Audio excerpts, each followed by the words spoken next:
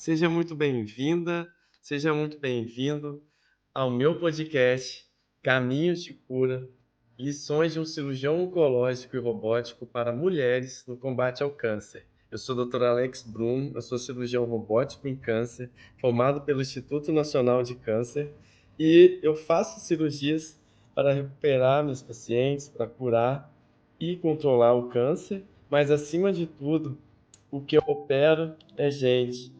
E o que eu gosto mesmo, de verdade, é ajudar as minhas pacientes a enfrentarem o câncer de uma maneira melhor e recuperarem a sua vida de uma forma melhor.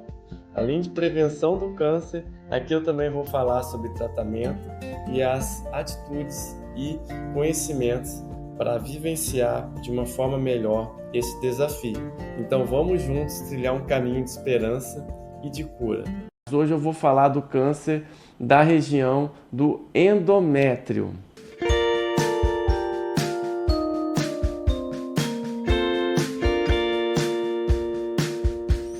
E no vídeo de hoje eu vou te explicar sobre o câncer de endométrio. Eu sou o Dr. Alex Bruno, sou cirurgião oncológico e robótico, sou formado no Instituto Nacional de Câncer desde 2012 e esse é o podcast Caminhos de Cura, lições de um cirurgião oncológico e robótico para mulheres no combate ao câncer. Então, se você é a primeira vez que está chegando aqui, seja bem-vinda, ou se você já conhece, aqui é um grande local onde eu trago informações não só de qualidade sobre o câncer, sobre o enfrentamento, sobre o tratamento, mas também sobre a prevenção do câncer. E pode ficar à vontade, já deixar aí um like, deixar o coraçãozinho, me seguir e também compartilhar esse conteúdo com alguém que você acha que precisa saber disso. Aproveita aí e deixa uma dúvida em comentário aqui embaixo. O câncer de endométrio é o 6º tipo de câncer mais comum no mundo, com mais de 417 mil casos registrados no ano de 2020 no mundo.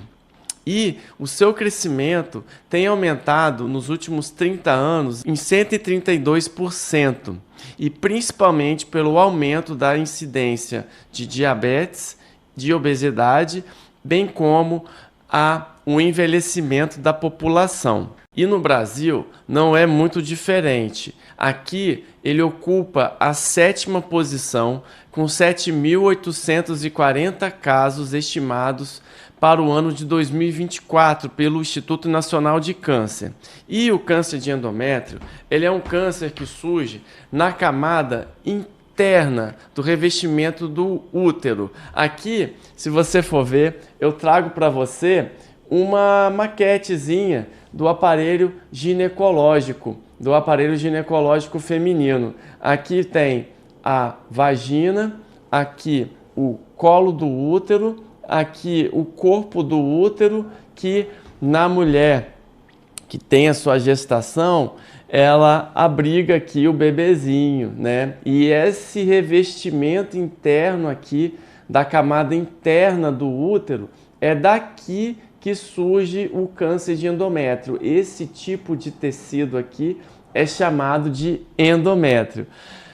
Passando aqui só para fazer uma revisão, né, nessa figura, aqui são as trompas uterinas, essa é uma trompa e aqui a outra, e aqui mostrando os ovários. Hoje eu vou falar do câncer da região do endométrio. E o endométrio é essa camada de revestimento interno da cavidade uterina. E ele sofre ação hormonal, principalmente dos hormônios femininos da mulher, o estrogênio e a progesterona, que são principalmente produzidos nos ovários. O ciclo menstrual da mulher, existe um balanço harmônico desses hormônios e durante o ciclo menstrual, na primeira fase, o endométrio ele começa a se proliferar e vai deixar ali o ambiente interno aqui da cavidade uterina propício para a implantação de um embrião, para gerar a gestação. Então ele vai ser importante para receber ali o embrião ali fecundado. Quando não acontece essa fecundação, A sequência do ciclo menstrual, esse balanço entre o estrogênio e a progesterona, que são os hormônios femininos, vão lá na frente, no final do ciclo, promover uma descamação desse epitélio, dessa mucosa que a gente chama de endométrio, e aí vai vir a menstruação. Então, o balanço natural e durante a fase reprodutiva da mulher, e esse balanço hormonal natural ele mantém ali o endométrio saudável. Antes da menopausa, os ovários são a principal fonte de hormônios femininos, o estrogênio e a progesterona. E o balanço desses hormônios faz com que o endométrio se torne saudável. Dependendo da proporção, uma hora ele está mais espesso e outra hora ele está mais fino ou descama. E durante a vida da mulher, por exemplo, quando ela faz uso de anticoncepcional, terapia de reposição hormonal, por exemplo, isso pode haver então um desbalanço, principalmente se a gente tem também a obesidade e o diabetes. Pouca gente sabe, mas o tecido gorduroso, ele é um órgão endócrino. Ele não só serve para adquirir e para armazenar gordura e energia para nós, mas ele também é responsável pela produção de estrogênio.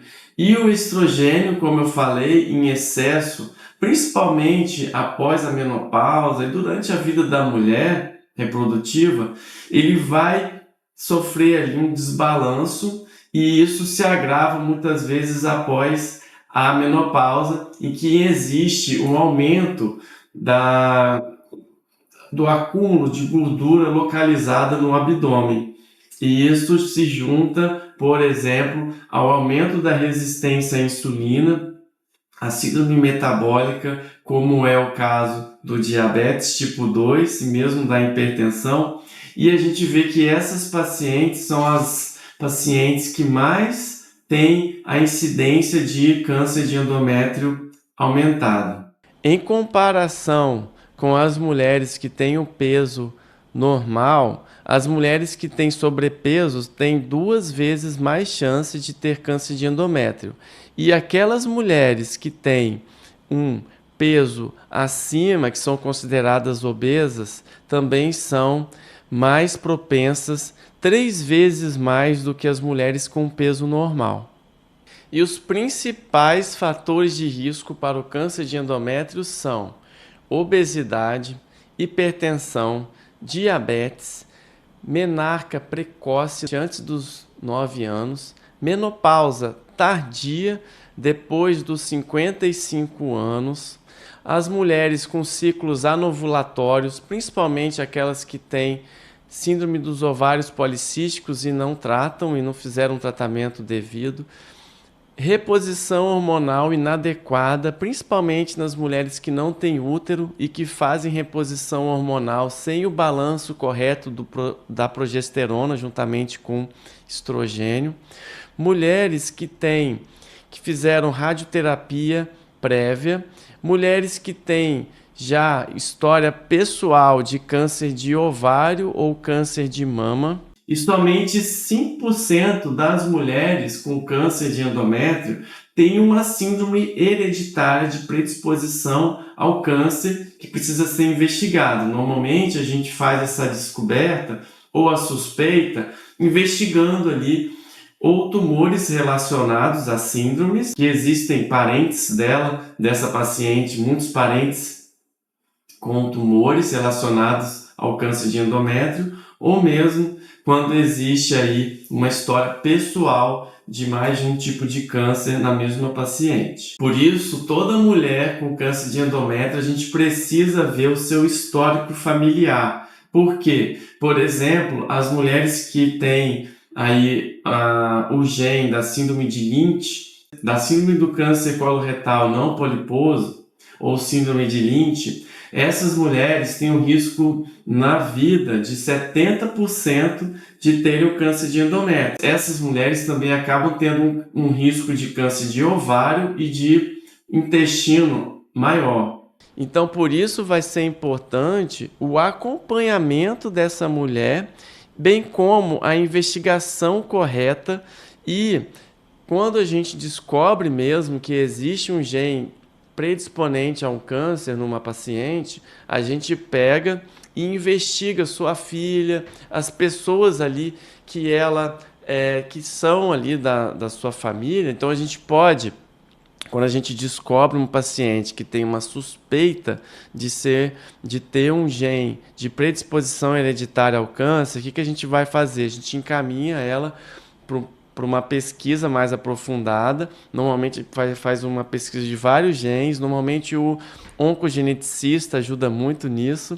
E a gente descobrindo pode já tratar essa paciente de uma forma diferente, porque hoje a medicina personalizada ela nos ajuda a tratar cada vez melhor essas pacientes, mas também a gente consegue pesquisar o gene específico que foi descoberto nas filhas, e aí a gente vai conseguir detectar ali situações em que a gente vai fazer preventivamente, por exemplo, uma investigação, um acompanhamento, mas também existe cirurgia profilática para pacientes que já completaram a prole e precisam e querem prevenir o câncer de endométrio, bem como o câncer de ovário. Mas isso tudo na hora certa, com a idade certa.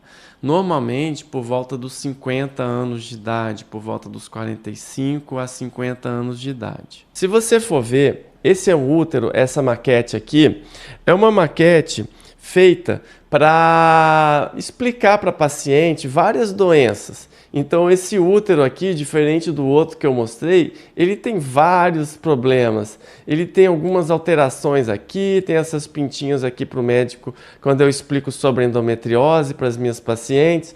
Mas hoje eu quero falar desse tumor aqui, que é o tumor de endométrio.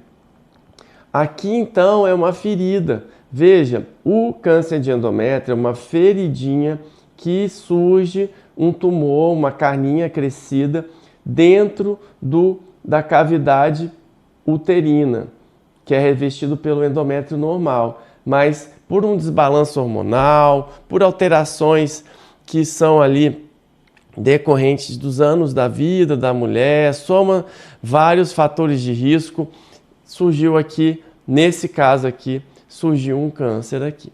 Algumas pacientes assintomáticas podem detectar ali um câncer de endométrio no ultrassom transvaginal ou mesmo numa ressonância de pelve, que são os exames ali que podem detectar um espessamento aqui da cavidade endometrial. Encontrando aqui uma lesão, né, essa lesão aqui, ela vai sangrar. Na maior parte das vezes ela sangra. Vai ter aquelas pacientes em que essa lesão, esse pólipo ou essa carninha aí crescida que a gente está chamando aqui, que eu estou te explicando sobre o câncer de endométrio, dentro da cavidade uterina, que ela não vai ter nenhum sangramento, não vai sentir nada. E aí a importância então do ginecologista atento, né, ao solicitar também aqueles exames de rotina. É comum a mulher fazer um ultrassom transvaginal pelo menos uma vez no ano, principalmente após a menopausa, ou antes, se a mulher faz um acompanhamento com o ginecologista e ele está vendo a necessidade de fazer esse exame regularmente, então vai ser importante para detectar ali alguma alteração. No caso do câncer de endométrio, vai surgir como um espessamento endometrial ou mesmo pode ser um pólipo. Ó, esse aqui é um pólipo, veja, se você for ver, ele parece um cogumelozinho, né? Então isso aqui é o pólipo endometrial.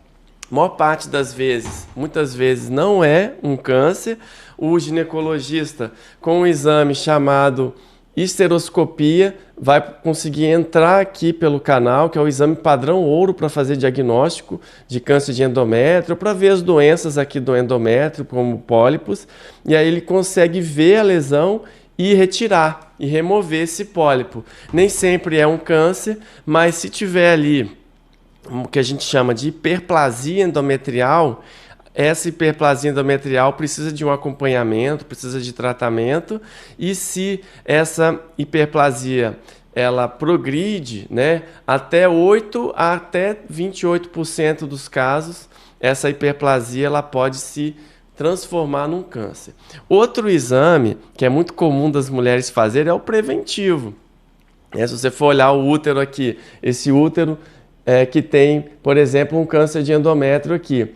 Se o médico vai e colhe o preventivo aqui do colo do útero, né, com a espátulazinha, depois pega a escovinha e faz aqui o escovado aqui da cervice uterina, da endoscervice uterina, vai coletar as células do colo do útero e vai colocar aqui nessa lâmina.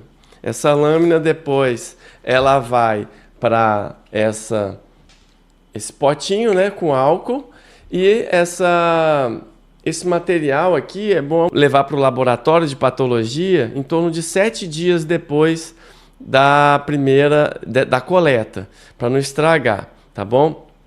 E o que eu estava falando é que o exame de preventivo ele não serve, né, para detectar ou fazer uma prevenção, um diagnóstico precoce do câncer de endométrio. Mas, em alguns casos, a célula que saiu daqui ela pode se descamar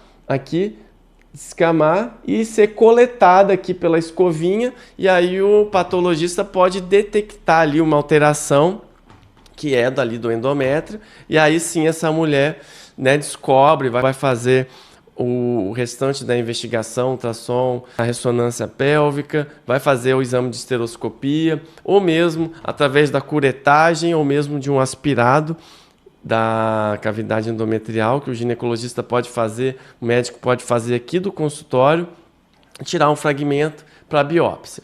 Então, depois que a gente entende que o câncer de endométrio ele é aqui da camada interna de revestimento da cavidade uterina e que na mulher, por exemplo, que não menstrua mais depois da menopausa, que é a idade mais comum que acontece esse tipo de tumor, existe então aqui uma formação de um tumor. E o tumor normalmente ele sangra.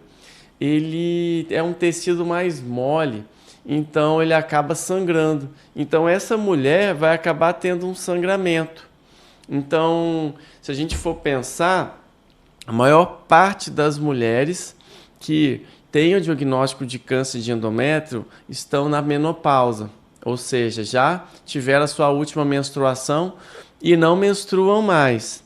Somente 25% dessas mulheres vão estar no que a gente chama na perimenopausa, que é quando existe um período aí entre 5, 6 e 10 anos antes da última menstruação da mulher, em que gradualmente os hormônios femininos eles vão diminuindo. Então, se a gente for pensar nessa época, a mulher ainda menstrua.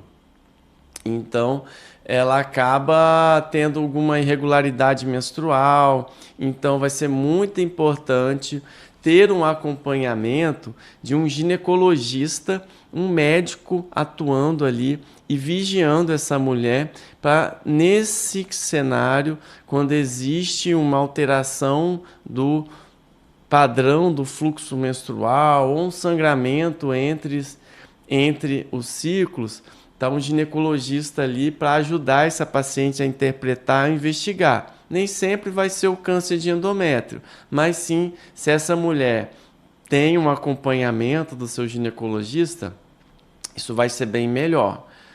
Então, confirmando, né, o que eu falei, a mulher, a maior parte dos casos, então, do câncer de endométrio ocorre na mulher que não menstrua mais. Então, essa mulher que não menstrua mais acaba tendo um sangramento. 90% dos casos de câncer de endométrio, o sinal mais importante é o sangramento. E aí essa mulher vendo o sangramento, principalmente essa mulher que não menstrua mais, idosa, ela já procura o médico. Isso vai ser importante para o diagnóstico precoce.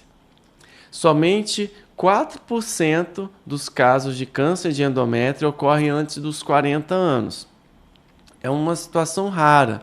Mesmo assim, essa mulher que tem um acompanhamento próximo do seu ginecologista, identificando uma alteração no seu ciclo menstrual, né? A mulher ela é muito sensitiva, ela acaba sentindo mais, ela conhece o seu corpo.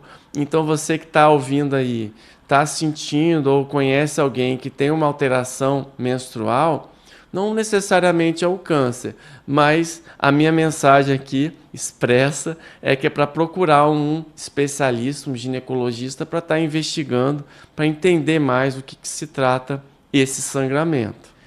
Outra coisa importante, a mulher que já entrou na menopausa, somente 5% a 20% dos casos de um sangramento vai ser de fato câncer de endométrio. O restante são condições benignas, então não é para ficar desesperada, mas sim se procurar o médico com antecedência e o quanto antes. Isso vai ajudar porque o câncer de endométrio, até pela minha formação aqui e pela minha experiência, a maior parte das vezes os pacientes chegam aqui comigo com a doença inicial, no estadiamento inicial, quando o câncer ainda está restrito no útero. Isso é muito bom. Isso é muito bom porque, nesses casos, as chances de cura elas são bem maiores. Então aqui a minha recomendação expressa é ter um ginecologista que cuida de você. Se você tiver uma alteração menstrual, não se preocupe, né? Ou mesmo um sangramento fora, já na mulher que não menstrua mais, procure o ginecologista, ele vai fazer a investigação. A principal forma de investigar o câncer de endométrio é através de um exame chamado histeroscopia. O médico vai entrar aqui no útero com uma câmera bem fininha, uma ótica por aqui, pelo colo do útero, e vai olhar lá dentro a cavidade endometrial. E aí ali, se ele encontra um pólipo, se ele encontra alguma alteração, ele vai lá e retira. Lembrando então que nem sempre é o câncer, mas sim uma investigação, uma biópsia, uma retirada, um tratamento ali poderá ser feito através desse exame da histeroscopia com muita segurança. É um exame que tanto pode ser feito em nível hospitalar, com uma anestesia, uma sedação, às vezes uma anestesia até aqui nas costas, mas também pode ser feito em alguns casos em ambiente ambulatorial, pelo ginecologista no próprio consultório médico. Outras formas de se descobrir o câncer de endométrio ou fazer o diagnóstico é coletando material através de uma curetagem uterina ou de uma aspiração através de uma sondinha especial. O principal sinal de alerta para o câncer de endométrio é mesmo um sangramento. Se a gente for pensar, sim, é mais comum o câncer de endométrio acometer mulheres após a menopausa. Também é mais comum nas mulheres com obesidade, com diabetes e hipertensão. E, sim, nas mulheres mais idosas, a partir dos 60 anos, sim. Mas se a gente for também refletir aqui, não são todos os casos que vão ser decorrentes disso. Então a gente tem que entender que vão ter casos em que existe uma predisposição genética, por exemplo, em torno de 5%. Vão ser mesmo causas multifatoriais, muitas vezes, em que a gente nem sempre vai achar aqui, e não é mesmo o objetivo do médico, quando alguém tem um diagnóstico de câncer, por exemplo, de endométrio, tentar achar um culpado. Esse não é o momento. O momento, quando a gente faz um diagnóstico desse, é entender todo o problema, entender que existe um especialista que sabe o que está falando, que sabe o que está fazendo para tratar essa doença e botar para essa paciente também tudo que ela tem ali de pontos positivos. Então, o diagnóstico de câncer, é verdade, ele é muito ruim, ele é muito impactante. Mas eu quero dizer que muitas vezes, mesmo nesse cenário, o médico especialista ele consegue detectar ali coisas que são boas. Às vezes é um tumor que não está tão grande, às vezes é uma cirurgia que é possível, às vezes é um tratamento, mesmo que for uma quimioterapia, uma radioterapia, é algo bom para você, é algo que você tem chance de controlar ou curar essa doença.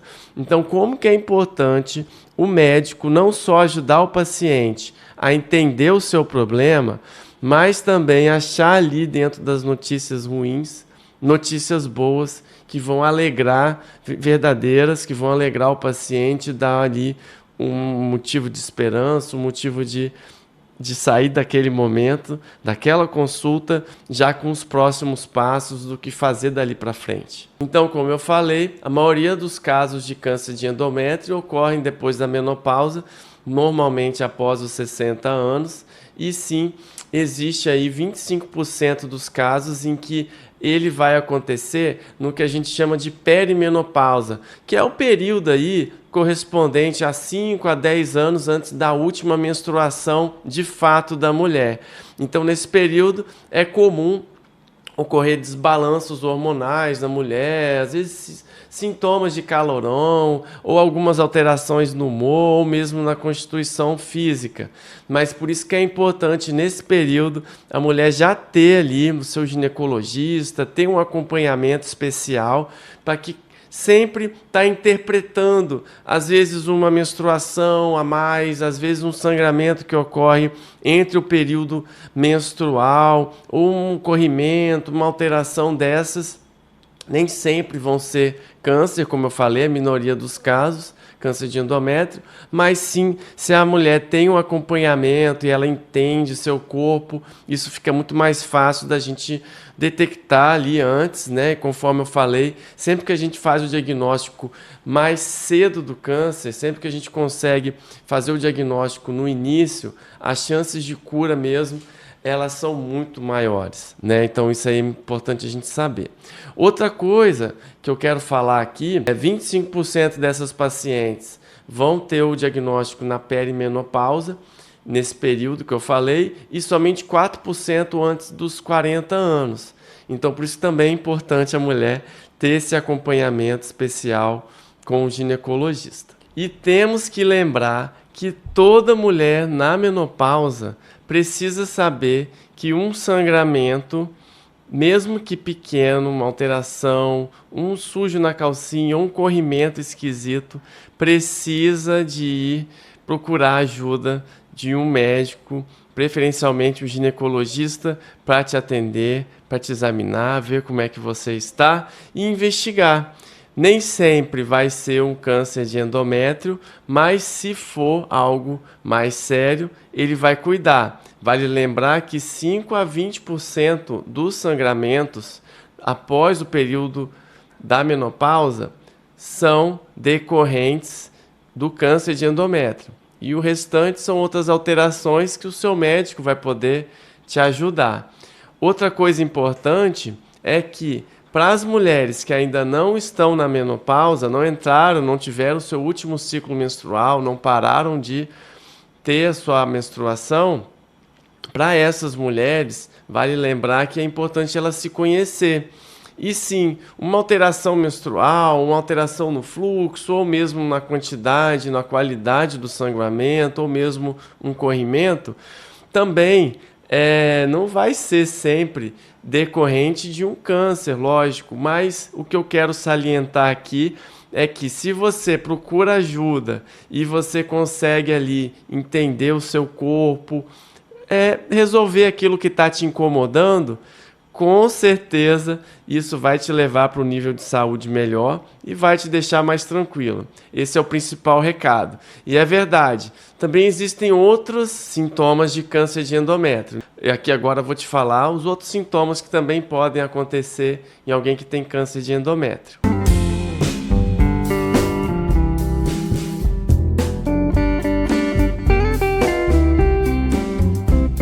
Então, na sequência, eu vou falar aqui outros sinais e sintomas de alerta para o câncer de endométrio, fora o sangramento.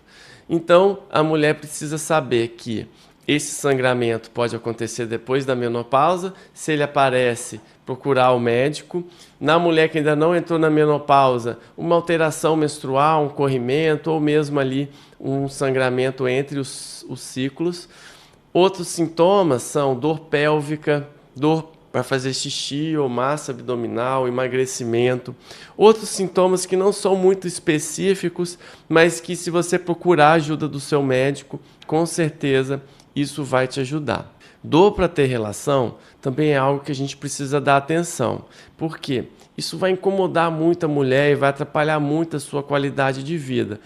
Não necessariamente dor para ter relação é um sinal de câncer de endométrio. Pode ser, mas eu digo que se acontece da mulher ter ali uma dor para ter relação, algo que não está normal, e ela pede ajuda, às vezes é um desbalanço hormonal, às vezes é decorrente mesmo da natureza ali, do envelhecimento da mulher, mas que precisa de cuidados, às vezes uma laser terapia, uma reposição hormonal, um cuidado ali que a mulher pode ter e melhorar isso. Então, como é importante a mulher ter o acompanhamento, essa é a principal mensagem aqui minha, que a mulher precisa estar sendo acompanhada sempre por um seu médico de confiança. Em alguns casos, o câncer de endométrio, ele pode sim já surgir avançado ali na barriga, até mesmo espalhado na cavidade abdominal. Também existe tratamento, também existe cura ou controle da doença. Mas nesses casos, a mulher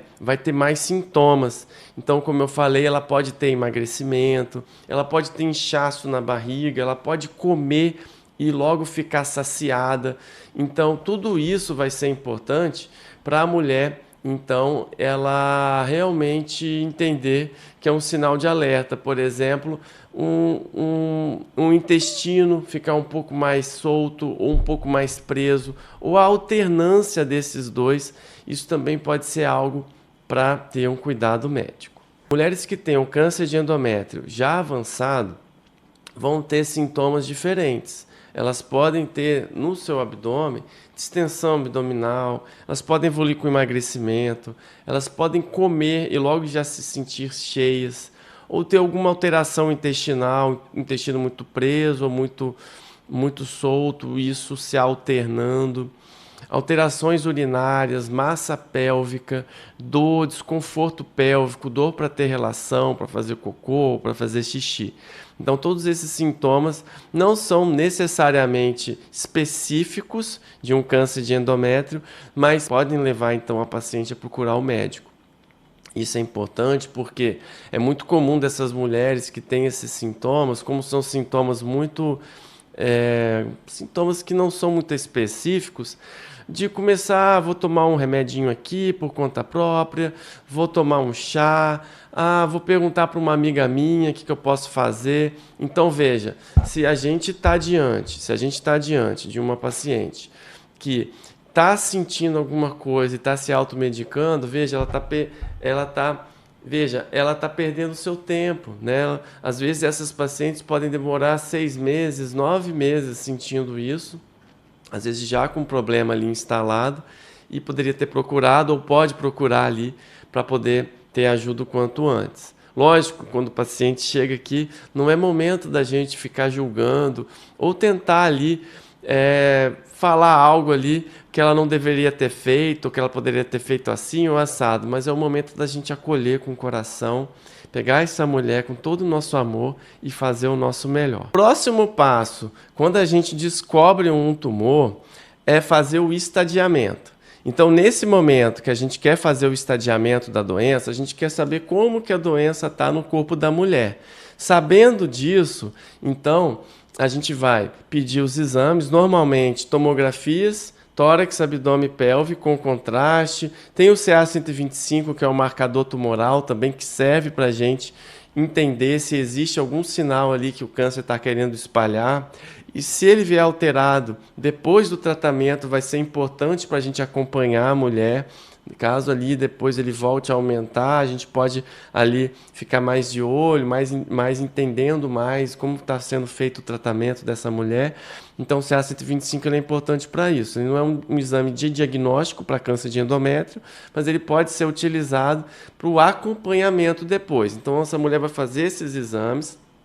Hoje em dia a gente também faz algumas tipagens e biomarcadores de DNA e de moléculas para entender mais o câncer de endométrio, para personalizar ainda mais o câncer de endométrio. Hoje a gente consegue fazer um tratamento bem personalizado, baseado também no perfil biomolecular e genético dos tumores, em que nesse ponto a gente tem mais artifícios para classificar num grupo de risco cada tumor com o seu estadiamento para a gente dar o tratamento correto.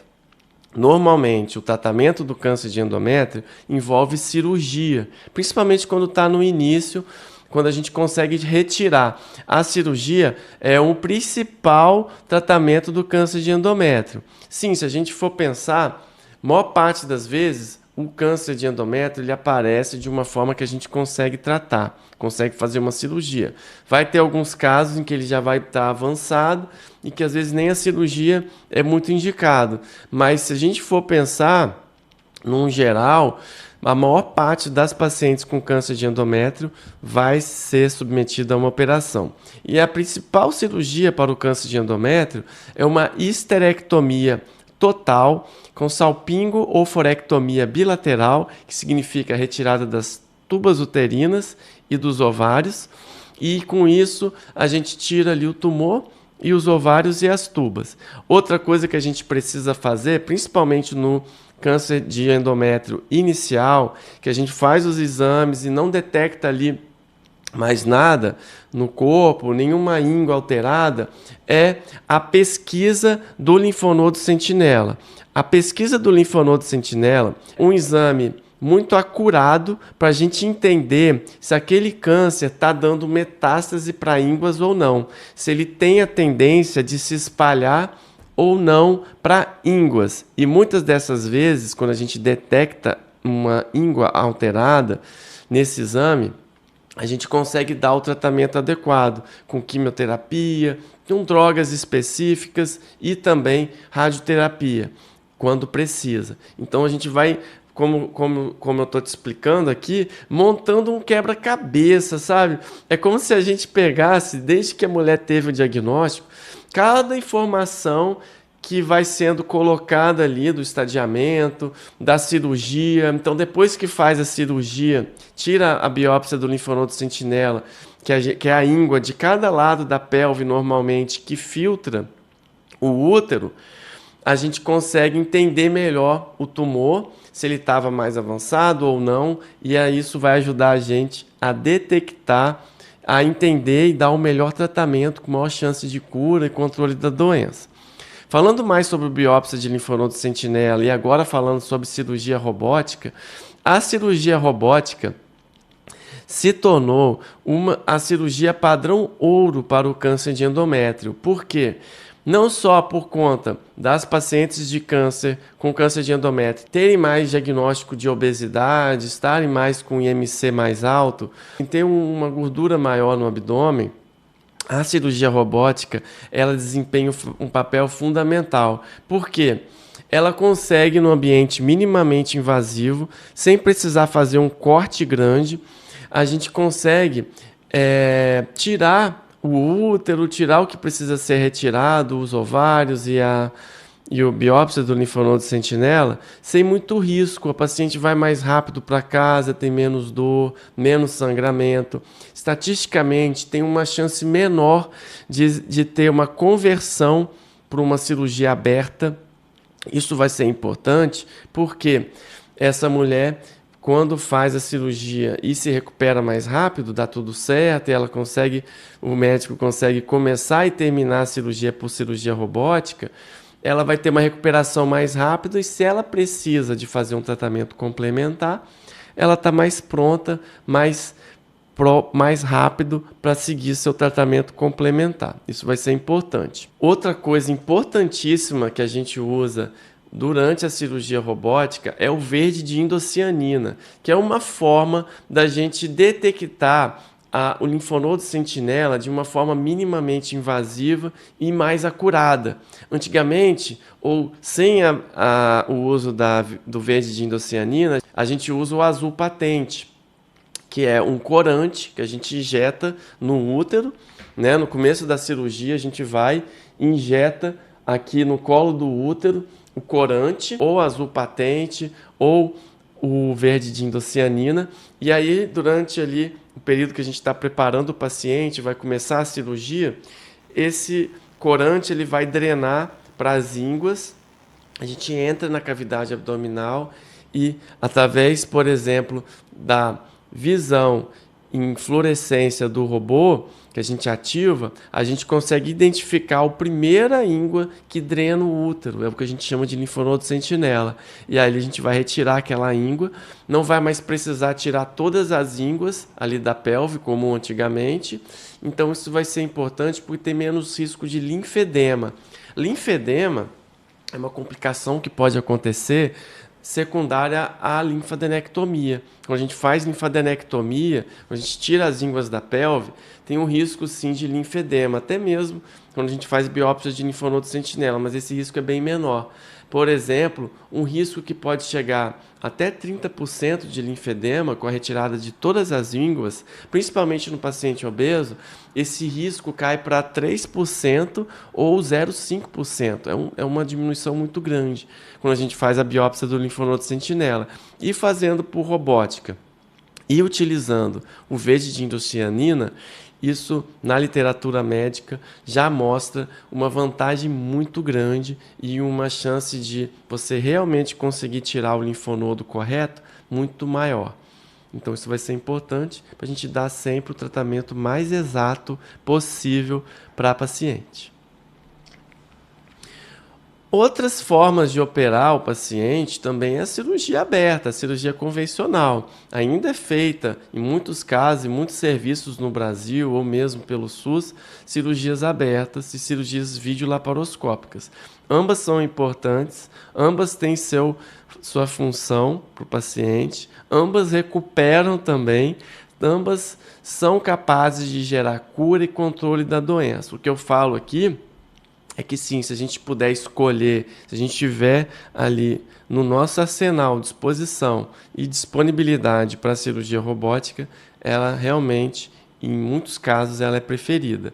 Outros casos em que o câncer já está mais avançado, naquele cenário que eu falei, que ele já espalhou aqui pelo abdômen, nesse cenário, a cirurgia aberta ela é melhor, ela vai ser melhor porque fazendo a cirurgia, quando existe o que a gente chama de carcinomatose peritoneal, ou mesmo suspeita, e a gente precisa tirar aquilo tudo, retirar todos os tumores do abdômen, mesmo se tiver espalhado, que é o que a gente chama de cirurgia de citorredução, em que o médico vai não só retirar ali o útero, os ovários, as trompas e as ínguas se estiverem alteradas, mas se tiver sementinhas espalhadas pelo abdômen, vários tumores na superfície dos órgãos, o que a gente chama de carcinomatose peritoneal, a citorredução completa, a retirada completa dessas lesões vai ser importantíssimo para a paciente ter uma maior chance de cura. Como eu falei, a cirurgia bem realizada corretamente para o câncer de endométrio vai fazer toda a diferença no resultado do tratamento. Por isso é importante toda mulher com suspeita ou confirmação de câncer procurar um especialista em câncer, como o caso do cirurgião oncológico. No caso, eu sou cirurgião oncológico, então uma das coisas que eu mais aprendi na minha formação em câncer, no Instituto Nacional de Câncer, é que o câncer tem cura e o câncer tem controle. Mas para isso, a gente precisa respeitar uma sequência de tratamento, a gente precisa respeitar também o tratamento correto, no tempo correto, de uma forma correta. Aí a gente vai poder sim confiar e dizer, olha, eu dei o meu melhor. Eu tenho chance de cura, ou eu tenho chance mesmo de ficar livre desse câncer. Por quanto tempo Deus quiser. Isso a gente não tem controle se uma paciente vai ficar curada ou não, se ela vai conseguir curar ou controlar a doença por muito tempo. Mas o que a gente tem controle é dar o nosso melhor. E dar o nosso melhor, a gente pode ter controle, a gente pode garantir sim. Outra coisa que eu quero falar é que quando termina então a parte da cirurgia, é hora de recuperar. É hora de recuperar da cirurgia. E recuperar da cirurgia é você entender, dar tempo para o seu corpo recuperar para isso, e o médico vai te ajudar nisso. Normalmente, a cirurgia robótica, o paciente vai embora no outro dia para casa. Mas pode precisar de 2, 3 dias internado, não tem problema, o médico vai estar ali acompanhando. Ou mesmo a cirurgia aberta, pode precisar de 3 ou 4 dias, 5 dias internado. Mas, repito, vai ser importante ali acompanhar o acompanhamento do seu médico para você recuperar mais rápido e dos outros profissionais, fisioterapeuta, educador físico, nutricionista, psicólogo, até mesmo psiquiatra, algumas vezes é preciso, mas se a gente tem um bom acompanhamento ali, a família dando força, isso vai ser muito mais tranquilo. E eu falo isso com muita experiência, de muitos anos aí, de cuidar há muitos anos das minhas pacientes com câncer de endométrio ou de outros tipos de câncer ginecológico ou câncer abdominal, melanoma, sarcomas, são todos tumores que eu faço tratamento. Outra coisa que eu quero falar é que quando termina então o tratamento cirúrgico, é hora de fazer o que a gente chama de complementação do tratamento. A gente pode precisar fazer essa complementação ou não. Então, como eu falei, depois que a gente termina o tratamento cirúrgico, a gente vai pegar o que a gente chama de estadiamento cirúrgico. O que quer dizer isso? O médico patologista vai pegar o útero que foi retirado com tumor e vai estudar aqui, vai entender o tamanho do tumor, se ele estava infiltrando ou não, se tinha indício que ele estava querendo espalhar para a íngua ou não, esse linfonodo sentinela, se ele está com câncer nele ou não. Normalmente a gente pede o estudo da imunistoquímica para pesquisa de micrometástases ainda, se existe ali pelo menos algum pedaço de célula, algo que pode ali suspeitar que existe câncer ali, a gente vai investigar. Não tendo nada ali, não existindo nenhum indício que a doença é agressiva, muitas vezes essa paciente não vai mais fazer nenhum tipo de tratamento. O tratamento principal e definitivo já foi a cirurgia. Outras vezes, quando se detecta fatores de risco ali que são suspeitos, ou, por exemplo, uma íngua que está com câncer ali, ou um tumor que infiltra muito, ou se ele infiltra uma área mais sensível, como o colo do útero, ou como quando ele infiltra ali os órgãos adjacentes, como ovário, como trompas uterinas, ou quando ele espalha para as ínguas pélvicas e paraórticas, que a gente chama retoperitoneais, são as ínguas aqui dessa região que ele pode espalhar, tem tratamento. Então, normalmente, essas pacientes vão fazer radioterapia, quimioterapia. Algumas vezes também existe uma complementação pela vagina, que é o que a gente chama de braquiterapia, e isso vai ser importante para diminuir o risco do tumor voltar. Então, o objetivo do tratamento adjuvante, mesmo que você não está mais vendo câncer ali porque foi retirado, é evitar ou diminuir as chances desse tumor voltar. Então, se o médico passou para você um tratamento adjuvante, mesmo que seja difícil, mesmo que você não esteja ali se sentindo bem, pergunta para ele o motivo, entenda direitinho por que foi prescrito e faça, se assim você entender que é o melhor e assim o seu médico tá te falando que é o melhor, né? Então você ter o seu médico a quem confiar e entendendo que esse médico tá te ajudando e que aquele tratamento foi prescrito para você, faça que é uma chance enorme de cura, de controle da sua doença real. Como eu falei, cerca de 4% das mulheres que têm um diagnóstico de câncer de endométrio estão com uma idade menor do que 40 anos. Isso nos leva à necessidade de algumas dessas pacientes de fazer o tratamento com preservação de fertilidade. O tratamento padrão para o câncer de endométrio envolve sim a cirurgia para retirada total do útero. Mas essas mulheres com menos de 40 anos, com câncer de endométrio e que são ainda desejosas de ter seus filhos, né? A gente tem que lembrar que a mulher moderna, a gente está precisando lidar com essa situação cada vez mais, porque as mulheres estão tendo filho mais tarde, elas estão inseridas no mercado de trabalho e estão optando por ter seus filhos tarde. Não tem assim o certo, não tem o errado, mas a gente também, como médico, pode procurar alternativas e a ciência está buscando alternativas. Existem essas alternativas, mas é importante a mulher entender, ter consciência. Não é o padrão ouro, sim, o padrão ouro é a cirurgia, mas que existem tratamentos e existem sim formas de preservar a fertilidade, sempre com um especialista, sempre fazendo as cirurgias, fazendo os procedimentos de uma forma mais próxima. Assim, a gente consegue evitar surpresas. Normalmente, o que está disponível para essas pacientes são tratamentos com progesterona, associados ou não à ressecção por via esteroscopia, para retirar ali aquele tumor, e ali depois pode-se colocar um DIU também de progesterona no período ali para regredir o tumor, e aí depois a mulher pode engravidar. Terminando a gestação, é recomendado para essa mulher normalmente retirar o útero, para assim seguir com o tratamento padrão.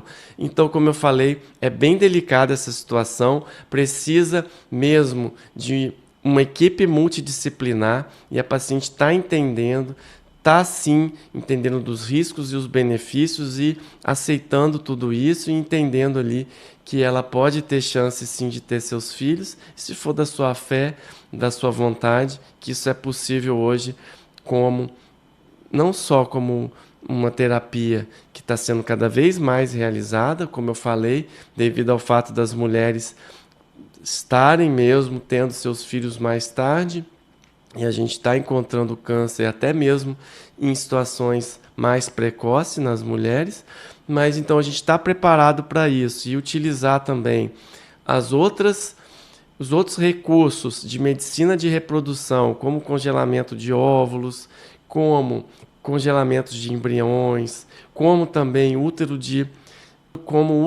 substituição, ou até mesmo o que está sendo cada vez mais realizado e eu acredito que isso também vai se tornar cada vez mais realidade. Hoje ainda é considerado um tratamento de estudos científicos, ainda restrito a pesquisas, mas o transplante de útero também é no futuro uma opção para essas pacientes que querem ter seus filhos após um tratamento de câncer.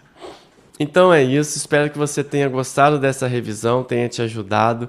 O mais importante é ter ali um primeiro conhecimento sobre o seu problema e tirar todas as dúvidas com o seu médico. Só ele vai poder sim explicar tudo para você. Se o seu caso é um pouco diferente ou parecido com os exemplos que eu dei aqui, os motivos para isso. É importante a gente saber que os tipos de câncer, por mais que tenha o nome câncer de endométrio, ele pode ter outras características especiais. O seu caso, cada caso, né, ou o caso da sua parente, ou o caso da sua amiga, tem a sua característica especial e vai ser preciso, então, uma ajuda especial, uma explicação especial ou um tratamento mais personalizado. O fato é que o tratamento do câncer hoje ele é personalizado, né? Não existe mais um feijão com arroz ou uma coisa que é feita para todo mundo. O objetivo aqui do meu vídeo é dar mais um esclarecimento geral, uma palavra de esperança.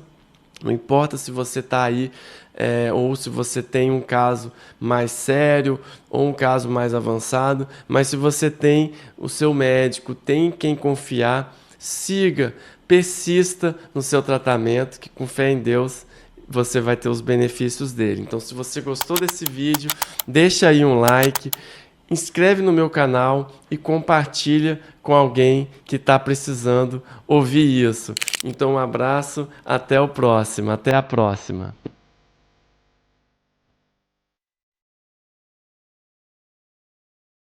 E agora eu quero te agradecer por ouvir o meu episódio e eu quero te fazer 3 pedidos. O primeiro é deixar seu comentário aqui embaixo dizendo como esse episódio te ajudou ou outros episódios estão te ajudando. E Segundo pedido, encaminhar para alguém que pode estar precisando ouvir esse episódio. E o terceiro pedido é me seguir no Instagram e no YouTube. E até mais, até o próximo episódio.